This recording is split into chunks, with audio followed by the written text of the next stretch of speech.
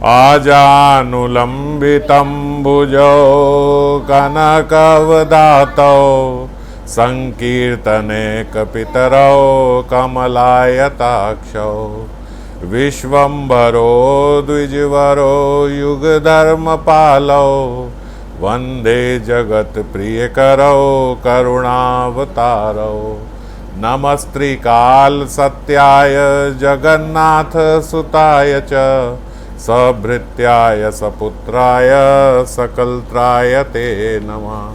ओम अज्ञानतिमिरन्धस्य ज्ञानाञ्जनशलाकया चक्षुरुन्मीलितं येन तस्मै श्रीगुरुवे नमः।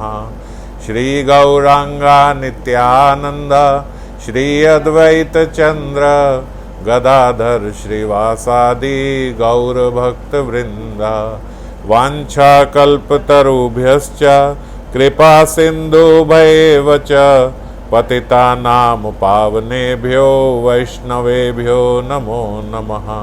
हरे कृष्णा कृष्णा कृष्णा हरे हरे हरे राम राम राम हरे हरे। तो पतित पावन श्रीमन महाप्रभु और नित्यानंद प्रभु कि हम लोग नवद्वीप लीला पे चिंतन कर रहे हैं श्री चैतन्य भागवत के माध्यम से, और अति भव्य लीलाएं श्रीमन महाप्रभु की, किस प्रकार उन्होंने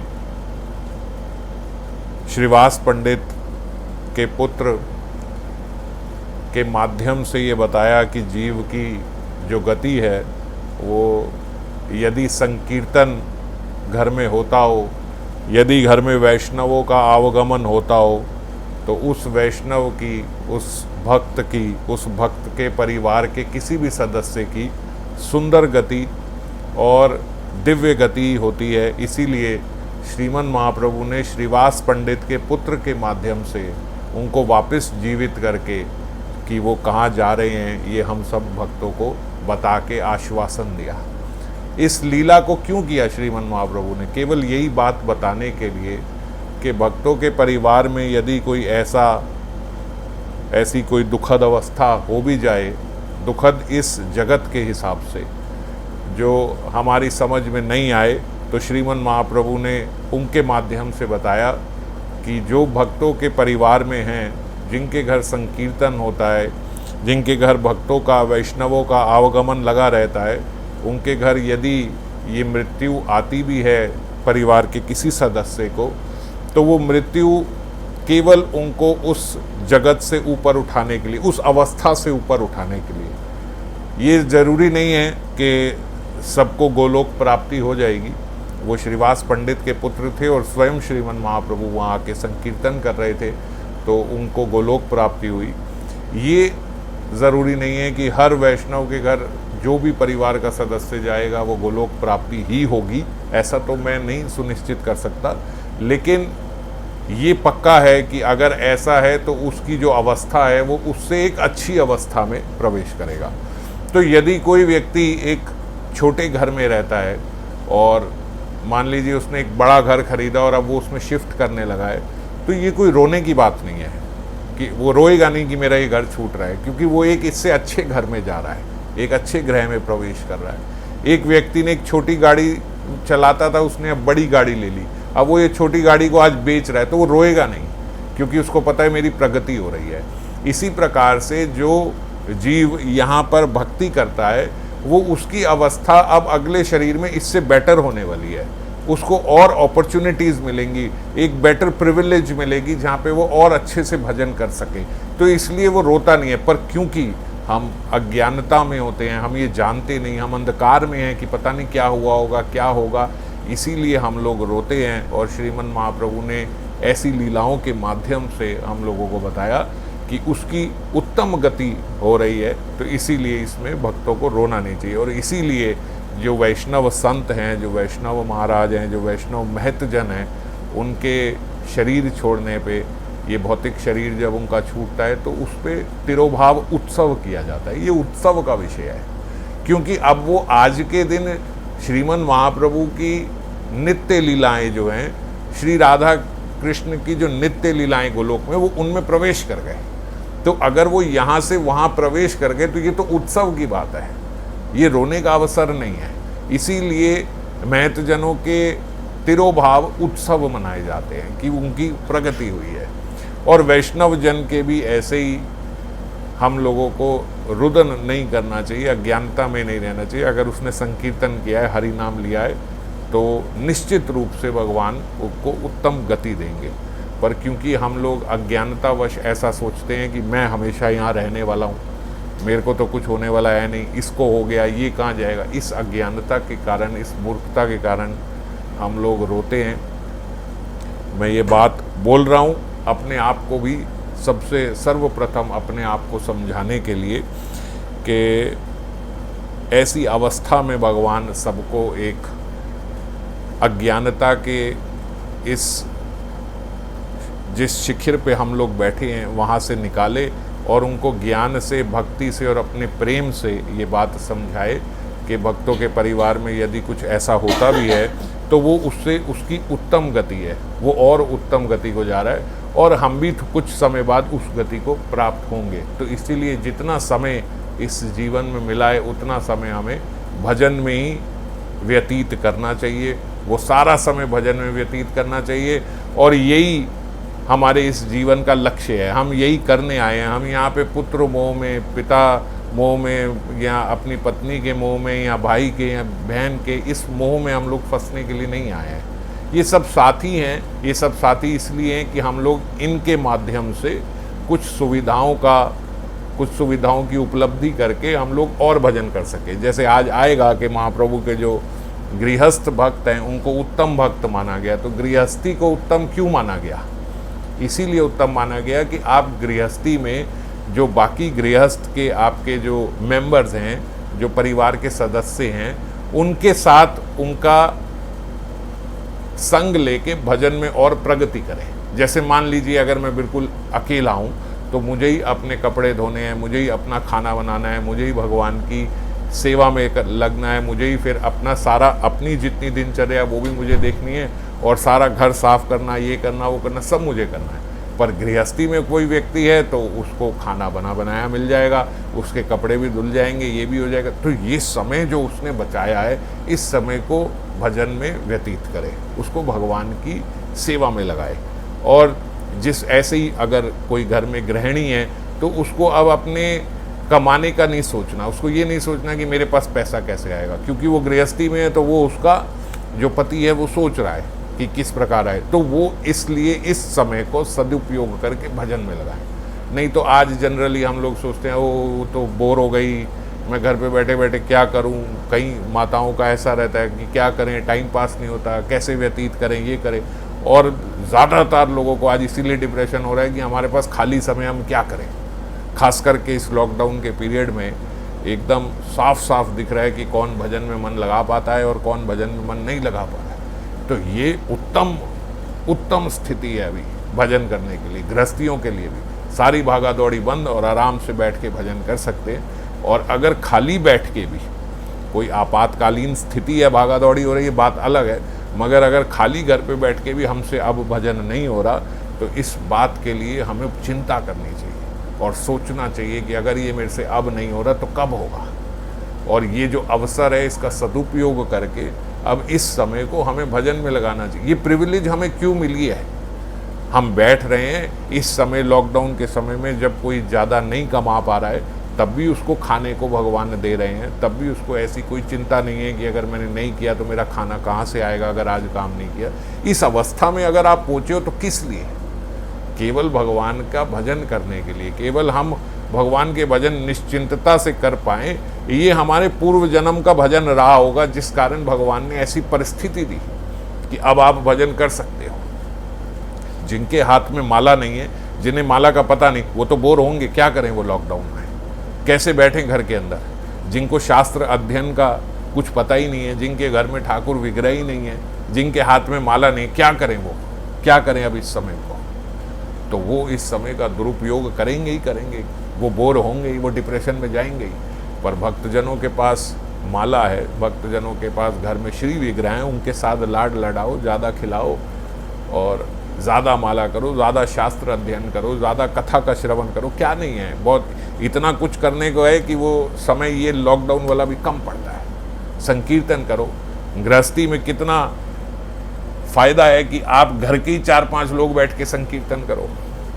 अकेला व्यक्ति होगा तो बोलेगा कौन खोल बजाए, कौन मंजीरा बजाए, कौन हारमोनियम बजाए और कौन, ये सब अकेला व्यक्ति नहीं कर सकता।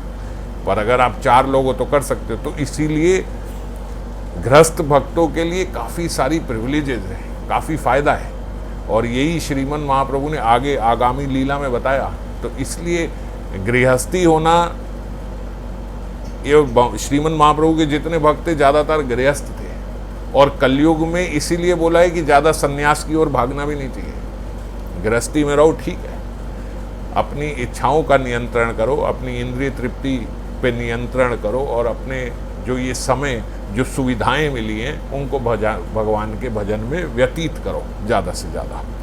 तो श्रीवास पंडित के पुत्र के माध्यम से श्रीमन महाप्रभु ने ये हमको समझाया। और फिर जब श्रीवास पंडित के पुत्र ने ये स्वयं बोला कि प्रभु मेरी तो उत्तम गति थी, मैं जा रहा था, मैं आपके नित्य लोक को जा रहा था, आपने पुकारा तो मैं यहाँ आया हूँ, तो आप बताइए अब मेरे लिए क्या आदेश है। तो श्रीमन महाप्रभु ने खुद कुछ ना कह के श्रीवास पंडित से बोला, बताइए पंडित जी, अब आप बताओ कि इनको रोकना है या जाएं।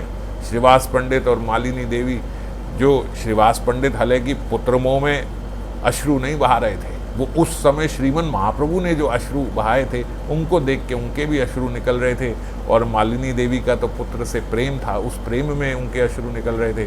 दोनों ने अपने अश्रु पोंछ दिए और दोनों ने एक सुर में बोला कि नहीं नहीं महाप्रभु, इनको जाने दीजिए, इनको जाने दीजिए, बड़ी उत्तम गति को जा रहे। अब तो पता लग गया कि स्वयं पुत्र खड़ा होकर बोल रहा है कि हाँ पंडित जी बोलिए, आपने किस लिए बुलाया। अब उनके लिए तो कोई माता पिता रहे नहीं, वो तो ये शरीर छोड़ चुका है।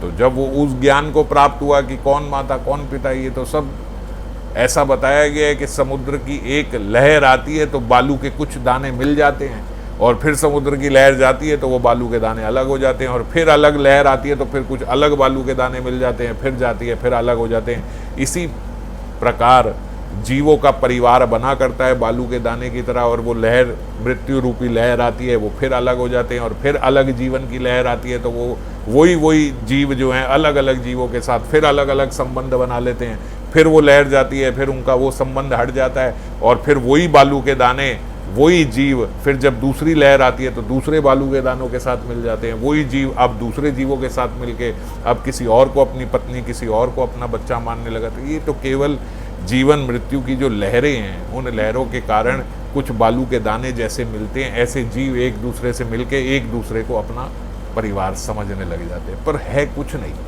है कुछ नहीं। अब ऐसे लहरें आती रहें और बालू में आप प्राण डाल दो और वो रेत जो है, वो बालू जो है वो रोने लगे, वो अभी तो इस दाने के साथ, अभी तो उस दाने के साथ, अभी तो गणना ही नहीं हो सकती। कैसे होगी, कैसे एक के साथ एक ही मिलेगा, हर लहर के साथ अलग अलग मिलेंगे, और इतने असंख्य बालू के दाने कैसे उसको एक साथ करोगे। तो ऐसे ही असंख्य जीव हैं और असंख्य लहरें हमारे जीवन में जीवन मृत्यु की आ चुकी हैं, आ रही हैं और आती रहेंगी जब तक हम लोग भगवान के श्री धाम की प्राप्ति नहीं कर लेते। तो ऐसे ही वो अलग अलग होके मिलती जुलती, कोई किसी के साथ मिल गया, कोई किसी के साथ। मृत्यु शब्द हमने दिया है, हमने दिया है, क्योंकि हम जीव का जो शरीर है उसी को सब कुछ मानते हैं, यही सब कुछ है मेरे लिए, इसीलिए हमने बोला इनकी मृत्यु हो गई। क्यों हो गई? क्योंकि हमारे लिए शरीर सब कुछ था, पर परमार्थ में शरीर कुछ नहीं है। शरीर परमार्थ में ये शरीर जो है ये केवल एक साधन है भगवत प्राप्ति के लिए। ये साधन है अपनी अवस्था को और उच्च करने के लिए, आप जिस अवस्था में उससे और ऊपर जाने के लिए। एक नाव मिली है और पार करने के लिए, जो ये भव सागर है ये पार करने की एक नाव है। अब जो पार कर जाएगा तो वो नाव को छोड़ेगा ही। तो मृत्यु हमने बोला क्योंकि हमें लगता है कि नहीं यही सब कुछ था, नहीं यही बस एक शरीर ही सब कुछ था। पर असल में क्या हो रहा है, एक शरीर छोड़ के दूसरा शरीर। जिस प्रकार एक जीवान सांसी जीवानी यथा विहाय, जैसे जीव आज एक कपड़ा पहनता है और आज उसको रात को उतार के सुबह दूसरे वस्त्र पहन लेता है, फिर तीसरे दिन तीसरे वस्त्र पहन लेता है, तो हम उसके नए नए वस्त्रों को देख के और आकर्षित होते हैं। अच्छा लगता है, ओ ये और अच्छी है, वाह वाह, अरे ये और अच्छे कपड़े पहने, अरे और हम रोते नहीं है कि वो पिछला वाला तो उतर गया, अब क्या होगा, अब वो पिछला वाला वस्त्र उतर गया, अब क्या फ़ायदा ये नए का, पिछला। हम ऐसा नहीं बोलते, क्योंकि हम देख पा रहे हैं कि ये केवल वस्त्र बदल रहे हैं। ऐसे ही परमार्थ की दृष्टि से जब देखा जाता है तो आत्मा ने केवल एक शरीर छोड़ के दूसरा शरीर ले लिया, दूसरा शरीर छोड़ के तीसरा शरीर ले लिया, और अपने अपने कर्म के आधार पे जीव उस प्रकार के शरीर लेता रहता है। जिसने अपने जीवन में भजन नहीं किया, माला नहीं की, कंठी नहीं पहनी, गुरु के आश्रय में नहीं आए, वैष्णवों के संग में नहीं आए, उनके लिए चिंता का विषय है कि अब ये मनुष्य जीवन हमने व्यर्थ कर दिया। पर जिनके पास ये सब है उनके लिए हर्ष का विषय है कि आप इस मनुष्य जीवन में आए। अगर आप पूर्ण रूप से भगवत प्राप्ति नहीं भी कर पाए तो भी आप अपनी अवस्था से उच्च अवस्था को प्रवेश करे ही होगे, जाओगे ही उच्च अवस्था में। ये वैष्णव संग, ये हरि नाम, ये हरि संकीर्तन, ये गुरु आश्रय, ये कंठी माला, ये तिलक, ये सब व्यर्थ नहीं जा रहा, ये सब मिलेगा ही मिलेगा, मिलेगा ही मिलेगा। तो इस प्रकार श्रीवास पंडित के पुत्र के माध्यम से श्रीमन महाप्रभु ने मानो समस्त वैष्णव गण को आश्वस्त किया कि अगर कुछ ऐसी घटना होती भी है, हम अपना मन पूर्ण रूप से भगवान के भजन में ही लगाए रखें। जिसकी भी जो गति हो रही है, जिसका जो समय है, वो उससे अपनी उच्च अवस्था को ही प्रवेश कर रहा है। तो आगे श्रीमन महाप्रभु ऐसे ही संकीर्तन प्रारंभ रहा श्रीवास आंगन में। अब मालिनी देवी और श्रीवास पंडित का कोई दुख नहीं हृदय में। श्रीवास पंडित का कभी दुख था भी नहीं, पर मालिनी देवी के हृदय में भी अब कोई ऐसा दुख नहीं रहा। और संकीर्तन करते हुए एक दिन शुक्लांबर ब्रह्मचारी को श्रीमन महाप्रभु ने कहा, शुक्लांबर, आज हम जो दोपहर का खाना है वो आपके यहाँ पे खाएंगे। शुक्लांबर ब्रह्मचारी हैरान हो गया, मानो एक राजा रंक को बोल रहा हो कि मैं आपकी झोपड़ी में आके खाना खाऊंगा, तो कितना अजीब लगेगा कि आप क्या बोल रहे हो, मैं कैसे व्यवस्था करूँगा। शुक्लांबर ब्रह्मचारी ने बोला, प्रभु आप मेरे यहाँ, अरे मैं तो भिखारी हूँ, मैं तो पता नहीं कैसा कैसा क्या क्या टूटा चावल कोई मुझे कैसा दे देता है, मैंने तो कभी देखा भी नहीं। मैं तो केवल वो ला के शाम को अपना उदर भरने के लिए जितनी आवश्यकता होती है बस उतना भर लाता हूँ, और वो तो इस प्रकार का टूटा चावल है कि आपकी उस पर नज़र भी नहीं पड़नी चाहिए। आप बोल रहे हो कि आप वो पाओगे। नहीं नहीं प्रभु, ऐसा मत करो। जो आपके चरणों में रहने वाला है, जिसको आपको अपनी चरणों की छाया प्रदान करनी चाहिए, उसके प्रति आप इतनी बड़ी माया फैला रहे हो कि मैं आपके घर आऊँगा। अरे मैं आपके, I am not a good host for you. मैं आपको नहीं अपने घर में बुला सकता, आप मेरी बात को समझो। महाप्रभु ने बोला, नहीं, आएंगे, आपके घर ही आएंगे, आपके घर ही। नित्यानंद प्रभु ने बोला, भाई मैं भी आऊँगा। लोकल्लो बात उन्होंने कहा, भाई अभी तो महाप्रभु, अब आप कैसे आओगे। बड़ा अजीब लगता है, मानो हम छोटे घर में रहते हैं और हमारे यहाँ कोई प्रधानमंत्री या बड़ा व्यक्ति, कोई राजा आके बोले मैं आपके घर आके खाना खाऊँगा। तो उनकी मेहमान नवाजी भी कितनी मुश्किल है कि भाई इतने बड़े आदमी को कैसे बिठाएंगे, कहाँ बिठाएंगे, क्या खिलाएंगे, कोई व्यवस्था ही नहीं है।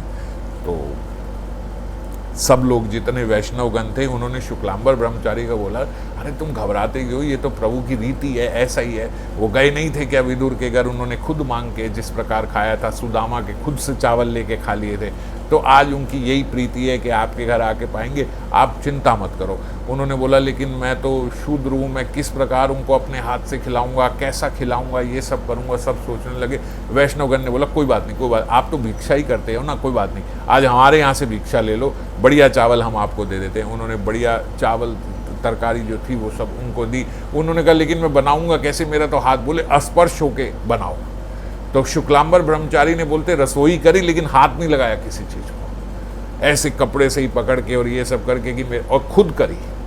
शुक्लांबर ब्रह्मचारी ने खुद रसोई करी लेकिन अस्पर्श तरीके से, उसको हाथ ना लगे। और बनाते समय यही सोचते कि पता नहीं प्रभु को कैसा लगेगा, कैसा बनेगा मेरे हाथ का। और बोलते उन्होंने चावल में जो केले के फूल वगैरह इत्यादि ये सब खुशबू वगैरह डालने के लिए सब किया, अस्पर्श तरीके से एकदम रसोई बनाई। और जब बोलते वो बना रहे थे तो मानो लक्ष्मी देवी स्वयं वहाँ पे प्रकट हुई और उन्होंने अपनी दृष्टि उस पे डाली भोजन पे। और बोलते एक क्षण में शुक्लांबर ब्रह्मचारी समझ भी नहीं पाए और एक क्षण में वो सारा भोजन बड़े सुंदर प्रकार से तैयार हो गया। और जब श्रीमन महाप्रभु, गंगा के एकदम किनारे पे ही शुक्लांबर ब्रह्मचारी की कुटिया थी, तो गंगा किनारे श्रीमन महाप्रभु और नित्यानंद प्रभु स्नान करके आए, और स्नान करके आके शुक्लांबर ब्रह्मचारी के यहाँ ही उन्होंने अपने गीले वस्त्र सब बदले, और वहीं बैठ के श्रीमन महाप्रभु ने खुद उनसे वो प्रसाद जाके रसोई से, श्रीमन महाप्रभु समझ गए कि इन्होंने सुन रहे थे कि इन्होंने अस्पर्श तरीके से बनाई है, ये स्पर्श नहीं करेंगे, तो महाप्रभु खुद जाके उनकी रसोई में गए और वो रसोई से वहाँ से वो सारा जो भोग था वो लाए, और फिर उन्होंने ही वहाँ भगवान को वो अर्पित करके, जैसे हम लोग ऑफ़र करते हैं वो ऑफरिंग करी, और ऑफ़र करके बोलते जब श्रीमन महाप्रभु ने वो प्रसाद पाया तो महाप्रभु बोले, अपने जन्म से लेकर आज तक मैंने कभी ऐसा स्वादिष्ट प्रसाद नहीं पाया। और ऐसा बोलते, ऐसे नहीं कि श्रीमन महाप्रभु झूठी तारीफ करेंगे, अरे भाई बेचारा शुक्लांबर इसने बुलाया है तो इसके घर ऐसे बोल दो थोड़ा खुश लगे, ना ना ना ना, वाकई में वो प्रसाद बोलते ऐसा स्वादिष्ट था। श्रीमन महाप्रभु बोलते ऐसा स्वादिष्ट मैंने पाया ही नहीं आज तक। और ये वही स्वाद है जो श्रीमन महाप्रभु को सुदामा से चावल जो चिड़वा उन्होंने उनसे लिया था उसमें आया था, जो विदुर के घर उनको आया था, जो विदुरानी के केले के छिलके खा के उनको आनंद आया था, आज वही आनंद उनको शुक्लांबर के यहाँ आ रहा है। और इन सब में एक कॉमन बात है, इन सब में एक जो मेन बात है जो हम लोगों के लिए भी समझने के लिए है, कौन सा ऐसा प्रसाद, कौन सा ऐसा भोग हम ठाकुर जी को लगाएं जो उनको इतना स्वादिष्ट लगे कि वो कहें आज तक ऐसा बनाया ही नहीं। केवल एक इंग्रेडिएंट इस सारे में, वो कौन सी ऐसी चीज़ इन्होंने डाली जो श्रीमन महाप्रभु को बहुत पसंद आई, जो भगवान को बहुत अच्छी लगती है, वो मैंने पहले भी बताया, वो एक इनविजिबल इंग्रेडिएंट है हर चीज़ में। वो इनविजिबल इंग्रेडिएंट है प्रेम, और ये भावना की मैं ये भगवान के लिए बना रहा हूँ। शुक्लांबर ब्रह्मचारी के हृदय में क्या एक क्षण के लिए भी ये आया होगा कि ये मैंने भी पाना है? क्या एक क्षण के लिए उनके दिमाग में उस समय जो अवस्था थी ये आया होगा कि भाई अच्छा बने, खुशबू अच्छी है क्योंकि मैंने पाना है मैं पाऊंगा? या कहीं उन्होंने जाके किसी से पूछा होगा, जैसे हम बच्चे से पूछते तू क्या खाएगा, तू क्या खाएगा, ये क्या खाएगी, बीवी पति से पूछ रही है तू क्या खाएगा, ये क्या खाएगा, अच्छा ये खाएगा, ये भोग लगाया। तो बुरा नहीं है, मैं ये नहीं कह रहा हूँ ये खराब है।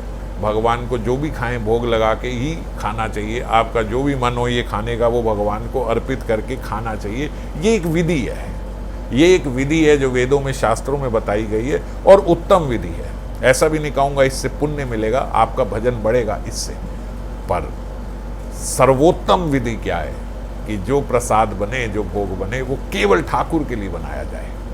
अपने मन में चिंतन करे आज भगवान को क्या भोग लगाए, आज भगवान के लिए क्या बनाए। और ऐसा कुछ भक्त जो हमारे आसपास भी हैं, कुछ भक्त जब इस प्रकार की सोच रखते हैं, जब इस प्रकार की कल्पना करते हैं कि भगवान के लिए क्या बनाए, तो वो बोलते हैं कि भगवान का हमारे भीतर जैसे एक संदेश आता है कि ये चीज़ खानी है, ये खानी है। और कई कई भक्तों ने ऐसा बताया कि जैसे उनके भीतर आज आया कि भाई आज कड़ी चावल बनाओ, और उन्होंने कहा नहीं अब अभी नहीं बना सकते कड़ी, अभी तो ये करते, ये तो मतलब मन को तो हम ऐसे ही कभी भी ख़त्म कर देते हैं कि ऐसे ही उठा होगा, नहीं ये बना देते। तो बोलते कहीं बाहर से कड़ी आ गई ठाकुर जी के लिए, कोई और आके दे गया, ये लो ठाकुर जी के लिए वो, तो पता लगा हो ये तो हमारे भीतर मतलब ठाकुर जी ने उदय किया था इस भाव को कि कड़ी बनानी चाहिए। तो इस प्रकार से जब हम इस भावना के साथ बनाते हैं कि हमें केवल भगवान के लिए बनाना है या भगवान का सोच के बनाते हैं, तो उस प्रसाद पे, उस भोग पे बोलते हैं लक्ष्मी जी आके स्वयं अपनी दृष्टि डाल देती हैं। यहाँ हमारे अगर हम जैसे ठाकुर जी को भोग लगाना चाहते हैं तो स्वयं राधा रानी आके उस पर दृष्टि डाल देती हैं। और वो जो, क्योंकि जीव ऐसा कैसे बनाए कि कृष्ण पाए, जीव की वो क्षमता कहाँ है कि वो ऐसा भोग बना पाए कि कृष्ण पाए। जिनकी पाकशाला स्वयं राधा रानी करती हो, जिनकी रसोई राधा रानी करती हो, जिनके लिए भोग स्वयं किशोरी जी अपने हाथ से बनाती हो, वो हमारे हाथ से खाएं, ऐसा कैसे होगा? तो उन्हीं किशोरी जी की एक वृत्ति हमारे भीतर आ जाती है, प्रवेश करती है, जब हम ये भावना रखते हैं कि हम क्या बनाएं, क्या ठाकुर जी को आज मैं भोग लगाऊं। जब इस प्रकार से हम सोचते हैं तो किशोरी जी स्वयं आके उस पर दृष्टि डाल देती हैं, और जब उनकी दृष्टि पड़ गई तो फिर अब वो भगवान की वो बात ठीक है, आप जो तुलसी डालोगे वो तुलसी डालते ही भगवान उसको भोग दें, भगवान आरोग्य दें, ये बात सारी सही है, ये बात नकार नहीं रहा, ये बात सही है, ये सबके लिए है और ऐसा है। आप तुलसी अर्पण करोगे, ठाकुर जी पाएंगे, मगर उत्तम सर्वोत्तम अवस्था वो प्रेम की और वो भावना की है। अगर उस भावना के साथ कि आज केवल जैसे शुक्लांबर ब्रह्मचारी ने सोचा आज श्रीमन महाप्रभु आ रहे हैं, आज श्रीमन महाप्रभु आ रहे हैं, आज ये बढ़िया यहाँ से चावल आना चाहिए, आज ये होना चाहिए, क्यों आज ठाकुर जी स्वयं आ रहे हैं, आज उनके लिए बनाना है। ऐसे ही हमारे घर भी भगवान के श्री विग्रह जो हैं वो हम माने कि आज भगवान के लिए ये बनाना है, आज ये बनाना है, आज भगवान के लिए ये बनाना है, आज ये बनाना है। अगर आप पूरे दिन की सारी डिशेस भगवान के लिए नहीं बना सकते तो कम से कम एक ऐसी स्पेशल रोज रखो कि आज ये केवल ठाकुर जी के लिए, ये एक कटोरी बस केवल ठाकुर जी के लिए, आज ये केवल उनके लिए बनानी है। हमारा मन इतना संसार में रमा हुआ है कि थोड़े दिन बाद ये शुरू भी करते हैं तो फिर वो एक कटोरी की भी हम कल्पना कर लेते हैं कि अब जो ये है ना, चलो हलवा बना देते फिर बाद में ये खा लेगा तो ऐसी कल्पना जब कर देते हैं तो फिर वो भाव खत्म हो जाता है। जैसे हमने कुछ भक्तों का सुना था ना, वो नामदेव जी के साथ गए, उन्होंने कहा वो आज आया नहीं, तो ठाकुर जी मंगल आरती में साथ में खड़ा था मेरे, ठाकुर जी ने कहा नहीं एब्सेंट लग गई भाई उसकी, आया नहीं, आज दिखा नहीं। उन्होंने कहा कैसे नहीं दिखा, हमने मंगल दर्शन किए, मेरे साथ खड़ा था। बोले मुझे तो केवल तुम दिखे, वो दिखाई नहीं। उससे पूछा कि भाई ठाकुर जी ने तो आपकी एब्सेंट लगा दी, क्या चक्कर है? बोले ओहो, चिंतन करने के बाद सोचा, मैंने सोचा था वृंदावन तो जा ही रहे हैं, ठाकुर जी के दर्शन भी हो जाएंगे और वहाँ से एक बढ़िया चाकू ले आऊँगा, वो चाकू सब्जी तरकारी करने के लिए बढ़िया मिल जाता है वहाँ पे, वो ले आऊँगा। बोले तो महाराज आपकी ये तो चाकू पे चली गई, आपकी ये जो इस बार की जो आपका ट्रिप था वो तो चाकू के लिए चला गया, वो ठाकुर जी ने आपको देखा नहीं। बोलते चलो चलो अगली बार चलो, अब देखेंगे। अगली बार गए, मंगला दर्शन, दर्शन को ले ठाकुर जी के एकदम सामने। अब जब दर्शन बंद हुए, आने लगे, नामदेव जी को ठाकुर जी ने कहा भाई अकेले आए थे, वो आए नहीं फिर से। ठाकुर जी ने कहा ठाकुर जी अब तो मंगल दर्शन में एकदम साथ कर, बोले दिखे नहीं। अब उससे फिर पूछा भाई अब क्या हो गया, अब तेरी फिर एब्सेंट लग गई, अब कैसे नहीं आया? बोले अब तो कुछ नहीं हुआ, अब तो मैंने सोचा था अब चलते हैं दर्शन करने और वो चक्कू वापस रखाऊंगा जो ठाकुर जी के लिए लेके आया था अरे उन्होंने बोला यही तो बात हो गई, अब तू चक्कू रखने के लिए चला गया, तब तू लेने के लिए गया था। कोई कार्य, केवल ठाकुर जी के लिए जा रहा हूँ वृंदावन। हम लोग सोचते हैं कि चलो 2 दिन की छुट्टी आ रही है, कहाँ चलें, चलो वृंदावन ही घूम आते हैं, बच्चों का घूमना भी हो जाएगा, थोड़ी पिकनिक भी हो जाएगी, थोड़ा घूम फिर भी लेंगे, थोड़ा मन और हो जाएगा और फिर वृंदावन में दर्शन भी हो जाएंगे। ठीक है, ठीक है, और कुछ करने से बेटर है ये करो, लेकिन सर्वोत्तम स्थिति नहीं है। बात प्रेम की नहीं है, अगर बात भगवत प्रेम की किस स्तर पे जाना है, अगर भगवान के श्रीधाम को जाने का लक्ष्य है तो फिर वो बात नहीं है, वो सर्वोत्तम बात नहीं है। वो तो केवल ठाकुर जी के लिए। फिर ये सोच के नहीं गए कि एसी कमरा मिलेगा कि नहीं मिलेगा, भीड़ है कि नहीं है, ये है कि वो है, गर्मी है कि सर्दी है कि बारिश हो रही है कि ये हो रहा है, कुछ नहीं। यहाँ तो महाराज पहले डिसाइड होता है कौन से रिजॉर्ट में रुकना, कौन से होटल में रुकना, कौन से कमरे में रुकना, वहाँ गर्म पानी मिलेगा कि नहीं, एसी मिलेगा कि नहीं, ये मिलेगा कि नहीं, वो मिलेगा, खाना वहाँ पे खाएंगे, ये वाला खुल गया कि नहीं खुल गया, वो खुल गया कि नहीं। तो इस प्रकार की अगर भावना से गए तो फिर ठीक है, सारी दुनिया जिस प्रकार जा रही है आप भी जा रहे हो, कोई बात नहीं, अच्छी स्थिति है, कोई खराब नहीं है, तब भी ठीक है, लेकिन उससे बहुत दूर है, सर्वोत्तम स्थिति से बहुत दूर है। वो बोलते ना 3 जने रेस में भागे, तो एक फर्स्ट आया, एक सेकंड आया, एक थर्ड आया, तो सेकंड वाले ने बोला भाई मैं सेकंड आया हूँ बस। लेकिन कई बार ये ऐसा होता है, पहले वाले ने रेस खत्म करी 10 सेकंड में, दूसरे वाले ने करी 10 मिनट में और तीसरे वाले ने 11 मिनट में। पहले वाले ने 10 सेकंड में और दूसरे और तीसरे ने 10वें और 11वें मिनट में। तो कहने को तो आप सेकंड हो, कहने को तो सर्वोच्चम स्थिति से, सर्वोच्च स्थिति, सर्वोत्तम स्थिति से थोड़ा सा आप पीछे हो, मगर बहुत पीछे हो। आप भले दूसरे नंबर पे हो लेकिन बड़ी पीछे हो अभी।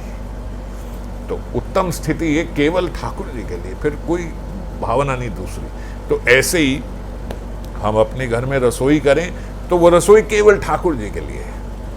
अगर सारी चीज़ें नहीं बन सकती, आप सोचो कि नहीं इसको भी देखना है, उसको नहीं, घर में कलह हो जाती है भाई, आप वो कहते हैं आप हमारा तो सोचते ही नहीं, आप सबके लिए सब कुछ बनाओ, पर एक चीज़ ऐसी, और ये ठाकुर जी भी स्वीकारते हैं, जब आप हृदय में सोचा आपने एक चीज़ ऐसी, आप कुछ दिन बाद देखना आपके हृदय में पुकार आएगी, ये बनाओ, ये बनाओ, आज ये बनाओ, आज ये बनाओ, इस प्रकार से। और नहीं तो किसी को नहीं। बस वो एक चीज़ ठाकुर जी के लिए बनाई, मान लो अगर वो बच जाए, वो एक कटोरी में रहे, वो एक कटोरी हम देंगे, किसी और को खिलाएंगे, अपने परिवार में किसी को नहीं देंगे, केवल ठाकुर जी के लिए। ये अपने परिवार में ये इसीलिए बोल रहा हूं कि आपका मन में वो कलमश आए ना, वो भावना खराब हो ही ना, वो पंकिल हो ही ना कि ये फिर ये नहीं खाएगा तो चलो ये तो खा ही लेता है, फिर ये खा लेगा। नहीं, पहले ही भावना रखी कि ये जो एक चीज बनाएंगे अपने परिवार में दे नहीं किसी को दे नहीं, तो फिर वो भावना आएगी नहीं कि इसके लिए फिर ये नहीं तो ये खा लेगा, वो खा लेगा, केवल ठाकुर जी के लिए। और वो प्रसाद जिस पे ठाकुर जी इच्छा करें फिर वो उसके पास जाएगी, हम आपस में नहीं खाएंगे। तो इस प्रकार से अगर रसोई करे भगवान की, जैसे मैंने बताया, अब देखो आज करना तो बहुत आगे चलना था, लेकिन वो लीला के भावार्थ में अटक जाते, क्योंकि वो समझ नहीं आई तो फिर लीला ऐसे ही लीला पढ़ के निकल गए, तो वो मार्मिक समझ में आना चाहिए भगवान अपनी लीला से क्या समझा रहे हैं। अब शुक्लांबर ब्रह्मचारी के घर गए तो इतनी बड़ी बात हो गई कि चैतन्य भागवत में खास करके उन्होंने लिखी गई। अच्छा, और एक और हुआ वहाँ पे घटना, जब भगवान ने वहाँ प्रसाद पाया शुक्लांबर ब्रह्मचारी के यहाँ, तो अब शुक्लांबर ब्रह्मचारी भगवान को बड़े प्रिय हैं, परम मित्र हैं उनके वहाँ पे। तो अपने मित्र के घर गए तो जैसे हम लोग करते हैं, भाई वहीं गए, वहीं खाना खाया, वहीं बैठे। जो गृहस्थ लोग हैं वो तो इस प्रकार से एंजॉय नहीं कर पाते, जब गृहस्थी में नहीं थे तो जब 3-4 लड़के मित्र होते हैं तो वो वहीं बैठे, वहीं रात को खाना खाया, वहीं सो गए, मस्ती में रहे, कोई बात नहीं सुबह घर चले जाएंगे।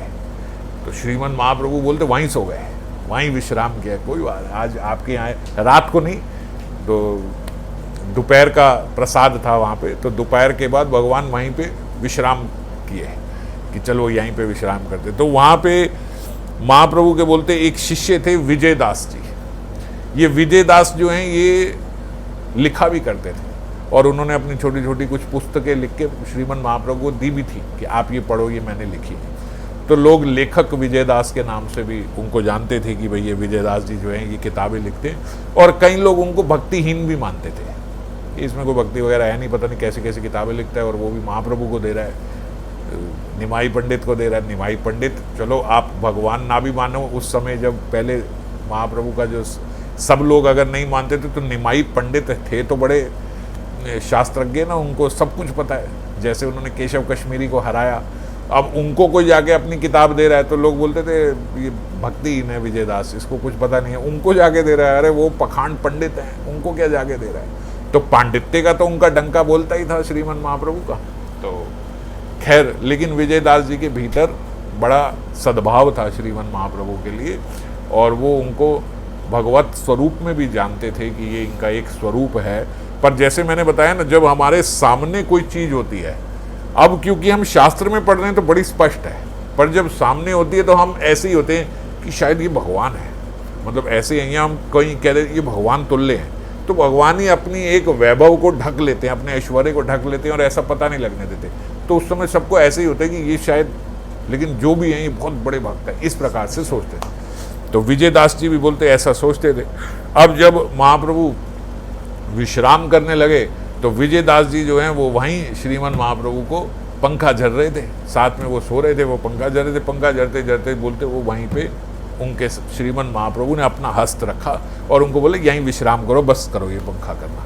और जैसे कहते उनके उस पर हाथ रखा तो श्रीमन महाप्रभु लगभग उस समय ऐसे था कि जैसे आधी नींद में ही है। तो नींद में कोई बोलता है ना भाई बस कर ये और सो जा, तो बोलते जैसे ही उन्होंने उन पे हाथ रखा तो बोलते हाथ पे उन्होंने देखा कि ये तो बड़ा दिव्य हाथ, ऐसा हाथ देख के आंखें चुंधिया गई। ऐसा दिखा कि इतना सुंदर स्वर्ण हाथ और उस पे ऐसी मणियों की अंगूठियां पहनी हुई हैं और कोटि सूर्यों के समान इसमें से प्रकाश निकल रहा है। भगवान के ऐश्वर्य के उनको दर्शन हुए विजयदास जी को, रोंगटे खड़े हो गए विजयदास जी को, जोर की हुंकार जैसी करी। बोलते महाप्रभु ने उनके मुख पे हाथ रख दिया, मुख पे हाथ रख के उनको बोल दिया ये बात जब तक मैं यहाँ पे हूँ किसी को बताना मत, आराम से आनंद लो। और बोलते ऐसे बोला जब उन्होंने, लेकिन तब तक इतनी ऊंची हुंकार हो चुकी थी कि सब लोग खड़े हो गए। और विजयदास जी को पूछा भाई क्या हुआ क्या हुआ। बोलते विजयदास एकदम अमुक, बोल नहीं पा रहे, कुछ वाणी नहीं निकल रही, वो बोलना भी चाह रहे हैं तो वाणी निकल नहीं रही है। ऐसा दृश्य देख लिया श्रीमन महाप्रभु के, एक हाथ का, केवल एक हाथ को देख के ऐसा हो गए कुछ बोल नहीं पाए। और अवस्था जानते हो क्या हुई उनकी, उस समय नहीं, उस समय तो श्रीमन महाप्रभु ने ढक लिया, अरे गंगा के किनारे सो रहे हैं ना, ये गंगा के परम भक्त हैं, तो गंगा महारानी ने इन पे कृपा कर दी है, इसलिए कुछ बोल नहीं पा रहे, ऐसा नहीं कर पा रहे, ऐसा करके सबको सेटल कर दिया कि वो करें। और बोलते 7 दिन तक अगले विजयदास बावरे होके नवद्वीप में घूमते रहे, न रात को सो रहे हैं, न दिन में खा रहे हैं, न नहा रहे हैं, न धो रहे हैं, बस घूमे जा रहे हैं 7 दिन 7 दिन। और 7 दिन बाद उनको मूर्छा हुई और मूर्छा से उठे तो भाई आवेश आया। तब याद आया, ओ महाप्रभु उस समय आए थे, निमाई ने मेरे ऊपर ऐसे हाथ रखा था और वो मैंने देखा। उस 7 दिन के बाद वो अवस्था हुई उनकी कि वो समझ पाए हुआ क्या है मेरे साथ। 7 दिन तक बोलते वो किस दशा में है, जीव के लिए ये समझना अत्यंत कठिन है। हम समझ ही नहीं सकते वो क्या दशा है। कोई नींद नहीं, खाना नहीं, पीना नहीं, कुछ पता ही नहीं मैं कहाँ हूँ, बस बावरे की तरह नवद्वीप में डोलते फिरते। लोग देखते इसको क्या हो गया, ये घूमे जा रहा है, घूमे जा रहा है। बुलाते विजयदास, विजयदास, विजयदास सुनते ही नहीं, वो अपना पता नहीं कहाँ खोए हुए हैं विजयदास। 7 दिन बाद नॉर्मल हुए, वो नशा हटा उनका, जो इंटॉक्सिकेशन जो उनके भीतर थी वो हटी। 7 दिन बाद उनको होश आया, अच्छा ऐसा हुआ, ध्यान आया, महाप्रभु ने मना किया था जब तक मैं हूँ यहाँ किसी को बताना नहीं है, तो विजयदास जी ने अपने तक ही रखा, किसी को बताया नहीं। तो इस प्रकार से अन्य अन्य अन्य अन्य बोलते, ये तो देखो कहने को एक छोटा सा इंसिडेंस है, पर होने को कितनी बड़ी शिक्षा देने वाला और कितना बड़ा इंसिडेंस है। इसीलिए वृंदावन दास ठाकुर जी ने भी कहा, विजयर कृपा शुक्लांबरन भोजन, ये 2 जो इंसिडेंट हुए, जो उन पे कृपा हुई और शुक्लांबर के घर जो भोजन हुआ, विजयर कृपा शुक्लांबरान भोजन, इहार श्रवणे मात्र मिले भक्ति धन। केवल श्रवण करने से, जो व्यक्ति ये श्रवण कर लेगा, केवल श्रवण करने से उनको भक्ति धन मिल जाएगा। इहार श्रवणे मात्र मिले भक्ति धन, केवल श्रवण करने से आपको भक्ति प्राप्त होगी। क्यों प्राप्त होगी? क्योंकि हमें ये पता लगेगा शुक्लांबर ब्रह्मचारी ने किस प्रकार भगवान को भोजन कराया, किस प्रकार उन्होंने भगवान के लिए भोजन बनाया, किस प्रकार उन्होंने रसोई करी, क्या भाव था उनका रसोई करने का, ये पता लग जाए, ये श्रवण कर ले तो भक्ति धन मिलेगा ही मिलेगा। किस प्रकार भगवान के केवल एक हस्त के एक मिनट भी नहीं, कुछ सेकंड्स के लिए ऐसे दर्शन करने के बाद जीव की क्या अवस्था हो जाती है। जब ये पता लगेगा तो भक्ति धन मिलेगा कि नहीं मिलेगा। बस एक हाथ उनके ऊपर रखा और उसी में 7 दिन बावरे हो गए। तो ऐसे ही थोड़ी संत अपना पूरा जीवन, बस है, हमें लगता है भिखारी की तरह मधुकरी कर रहे हैं, ये कर रहे हैं, पता नहीं कितना, कोई कष्ट नहीं पा रहे हैं। हमारी दृष्टि केवल बाहर का देखती है, भीतर का देख नहीं पाते।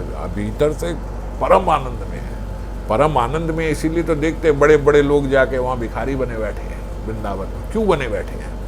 क्योंकि परम आनंद का अनुभव हो रहा है। तो ऐसे भगवान की अनेकों अनेक दिव्य लीलाएं, आगे लीलाओं पे फिर कल दोबारा और चिंतन करेंगे। जय राधे।